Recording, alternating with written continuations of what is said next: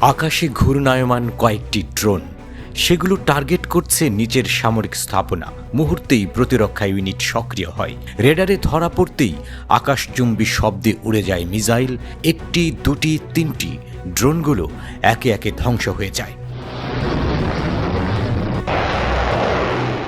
এটি কোনো সিনেমার দৃশ্য নয়, ইরানের সামরিক মহড়ার বাস্তব চিত্র।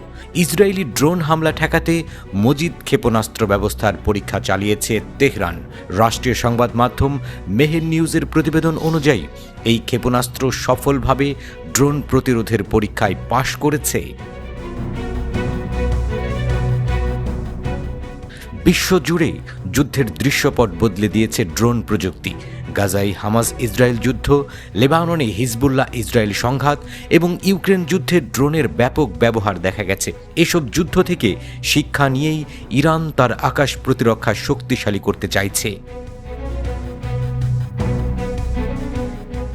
বিশেষত রাডার ফাঁকি দিতে সক্ষম এবং কম উচ্চতায় উড়ে আসা এমন ড্রোনের বিরুদ্ধে ব্যবস্থা নিচ্ছে ইরান। নতুন পরীক্ষার মাধ্যমে ইরানের দাবি তারা আগের চেয়ে অনেক বেশি প্রস্তুত। পাওয়ার অব এয়ার ডিফেন্স 1403 নামে ইরানের সামরিক মহড়াটি পরিচালিত হয়েছে দেশের দক্ষিণ পশ্চিমাঞ্চলে। এতে বিভিন্ন প্রতিরক্ষা ইউনিট সমন্বিতভাবে কাজ করেছে। পরীক্ষায় দেখা গেছে ইরানের ভিজুয়াল মনিটরিং সিস্টেম কম উচ্চতায় উড়ে আসা ড্রোন শনাক্ত করতে সক্ষম হয়েছে। এরপর মজিদ ক্ষেপণাস্ত্র ব্যবস্থার মাধ্যমে আকাশপথে ধেয়ে আসা সব হুমকি ধ্বংস করা হয়েছে।